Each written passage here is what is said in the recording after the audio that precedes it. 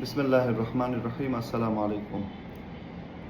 একটা বিষয় গত কয়েকদিন ধরে আমি খেয়াল করছি এবং আপনাদেরও চোখ এড়ায়নি বলে মনে হয়।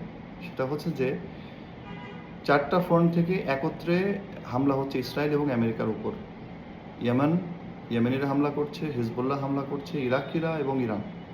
৪ টা ফ্রন্ট থেকে একসাথে হামলা হচ্ছে গত ২ দিন ধরে। যেটা এর আগে কখনো সংঘটিত হয়নি। যদিও ১২ দিনের যুদ্ধে অথবা যখন ফিলিস্তিনের উপর নির্মমভাবে হামলা চালাচ্ছিল বা লেবাননের হিজবুল্লাহ বিভিন্ন লক্ষ্যবস্তুকে লক্ষ্য করে হামলা চালাচ্ছিল, বিমান হামলা, তখন সবাই এটা চাচ্ছিল বারবারই যে সবগুলো শক্তি, প্রতিরোধ আন্দোলনের সবগুলো শক্তি কেন একত্রে ইসরায়েলের বিরুদ্ধে অথবা আমেরিকানদের বিরুদ্ধে হামলা চালায় না। এটা সবাই চাইছিল, সবাই বলছিল, তারা অভিমত ব্যক্ত করছিল। কিন্তু সেই সময় এই ধরনের কোনো ঘটনা ঘটেনি। কিন্তু এই ২ দিন ধরে এই ঘটনাটা ঘটছে। তো আসলে এর কারণ কি হতে পারে? জানেন এক্সাক্ট কারণটা কি? যে হঠাৎ করে তারা ৪ টা শক্তি একসাথে হামলাটা শুরু করলো কেন? যখন ইরান একটা সুন্দর অবস্থানে আছে এবং এখন ইরান এককভাবে যুদ্ধ আ পরিচালনা করার সামর্থ্য দেখিয়েছে এবং কারো কাছ থেকে কিন্তু এই পর্যন্ত ইরান সহযোগিতা চায়নি। রাশিয়া বা চায়নার বিভিন্ন কথা বলা হয়েছে, বিভিন্ন অস্ত্রশস্ত্র দিচ্ছে। কিন্তু ইরান অফিসিয়ালি কিছু বলেনি, চায়নাও বলেনি, রাশিয়াও বলেনি এবং ইরান চায়ওনি কারো কাছ থেকে সাহায্য। জি, তবে এটা জানা গেছে যে রাশিয়া বা চায়না তারা তথ্য দিয়ে সহযোগিতা করছে ইরানকে বিভিন্নভাবে। কিন্তু অস্ত্রশস্ত্র দিয়ে সহযোগিতা করেছে কিনা এটা আ আমরা সঠিক বলতে পারি না। তবে শুনেছি যে কিছু কার্গো বিমান এসেছে চায়না থেকে বা রাশিয়া থেকে, এগুলো দেখেছি বিভিন্ন জায়গায়। কিন্তু এখন এআই বা পুরনো ভিডিও দেওয়াও সম্ভব। তো সেই হিসাবে খুব আম যে টপ লেভেলের খুব মিডিয়াগুলোতে যে এই খবরগুলো এসেছে, বিষয়টা কিন্তু এমন না। তো এইজন্য ইরান একাই লড়ে যাচ্ছিল। আমি যেটা বলার উদ্দেশ্য সেটা হচ্ছে ইরান একাই লড়ে যাচ্ছিল। তো এই অবস্থায় যখন একটা সুবিধাজনক অবস্থানে ইরান রয়েছে, এই অবস্থায় ৪ টা অক্ষকে ৪ টা যে অংশ ছিল, বিভিন্ন অংশ তো রয়েছে প্রতিরোধ আন্দোলনের। তার ৪ টা অংশ কেন একসাথে এই যুদ্ধে আমেরিকা এবং ইসরায়েলের উপর হামলা চালাচ্ছে? এটা কিন্তু একটা বড় প্রশ্ন। যে ইরান এককভাবে লড়ে যাচ্ছিল, শক্ত একটা অবস্থানে রয়েছে, হরমুজ প্রণালী বন্ধ, বিশ্বের অর্থনৈতিকভাবে বিশ্বকে এখন খুঁড়িয়ে খুঁড়িয়ে চলছে বিশ্ব অর্থনীতি। তেলের বাজারের অবস্থা আপনারা জানেন, গ্যাসের কি অবস্থা বাংলাদেশের। আমরা যারা বাংলাদেশে আছি আমরা মোটামুটি বুঝতে পেরেছি, ঢাকার বাইরে বিশেষ করে যারা গিয়েছেন তারা বুঝতে পেরেছেন যে আসলে পেট্রোল, ডিজেল বা অকটেন কীভাবে মানুষ হাহাকার করছে।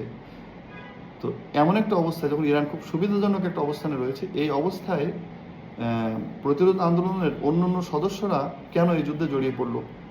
এটা একটা বড় প্রশ্ন। আমার মনে হয় যে সম্ভবত যখন ইরান এই ধরনের একটা জবাব দিচ্ছে এবং তাদের কোনোভাবেই ভাঙা সম্ভব হচ্ছে না।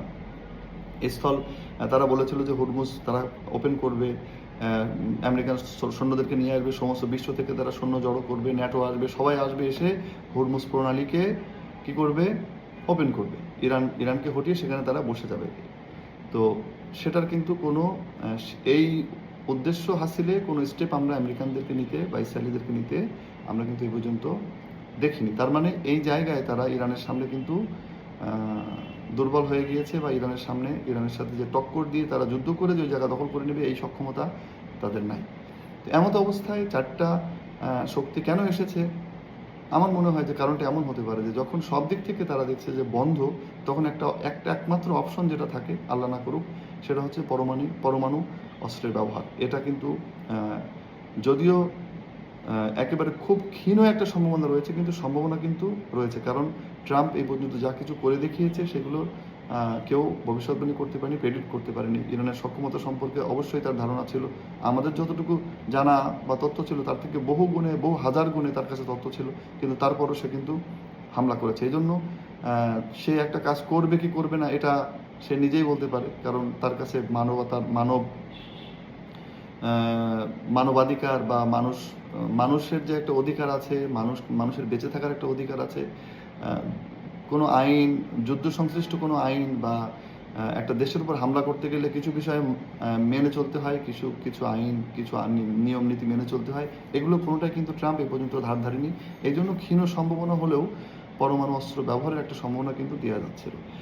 এমত অবস্থায় আমার যেটা মনে হয়েছে যে এই চারটা শক্তি যুদ্ধে যোগ হওয়া অর্থ যদি চায় ট্রাম্প এই ধরনের একটা ভুল করে এবং পরমাণু অস্ত্র ব্যবহার করার চেষ্টা করে বা ব্যবহার করতে চায়, সেক্ষেত্রে ইরানের তো নিজস্ব প্রতিরোধ ব্যবস্থা অবশ্যই আছে। সেক্ষেত্রে যখনই ট্রাম্প চাইবে কোনো একটা দেশের উপর হামলা করতে, তখন এই চারটা দেশকে একসাথে মোকাবেলা করতে হবে। হরমুজ প্রণালী বন্ধ করে দেওয়ার কারণে আজকে বিশ্বের অবস্থা ছেড়ে দেওয়া কেঁদে বাঁচি এই টাইপের কিছুটা। যদি বাব আল মান্দাবকেও বন্ধ করে দেওয়া হয়, যদিও মোটামুটি পর্যায়ে বন্ধ আছে, ইসরায়েলের কোনো শিপ সে অঞ্চল দিয়ে যেতে পারছে না বা ইসরায়েলের দিকে যাবে, ইসরায়েলে কোনো পণ্য খালাস করবে, এই ধরনের কোনো পণ্য নিয়ে ওই বাব আল মান্দাব দিয়েও কিন্তু যেতে পারছে না। তো বাব আল মান্দাবকে যদি বন্ধ করে দেওয়া হয় পুরোপুরি, তাহলে বিশ্বের অবস্থা কিন্তু আরও খারাপের দিকে যাবে। তো এই জন্য আমার মনে হয় যে এই ক্ষীণ সম্ভাবনাটাকে সামনে রেখে চারটা অক্ষ একসাথে এসে তারা হামলা শুরু করেছে, যে যদি ইরান এফেক্টেড হয় বা ইরানের উপর আল্লাহ না করুক যদি পরমাণু হামলার ধৃষ্টতা দেখায়, সেই ক্ষেত্রে ইরাক একটা কড়া জবাব দেবে। ইয়েমেন তারা তো রেডি আছে এবং হিজবুল্লাহ রেডি আছে, যাতে এই চারটা অক্ষ থেকে হামলা হয়েছে, যাতে আমেরিকা শুধুমাত্র ইরানকে সামনে না হবে, চারটা প্রতিপক্ষকে যখন সামনে পাবে তখন তার এই ধরনের যে ভুল সে করতে যাচ্ছে বা করার চিন্তা সে করতেছে, এইটা যেন সে ঘুণাক্ষরেও না ভাবে।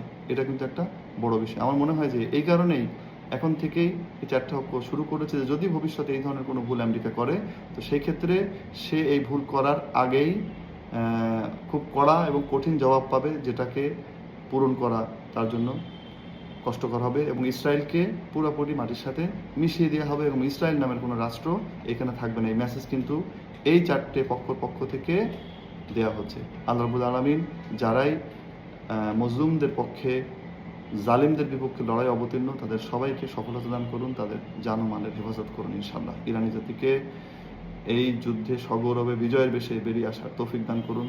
আসসালামু আলাইকুম ওয়া রাহমাতুল্লাহ।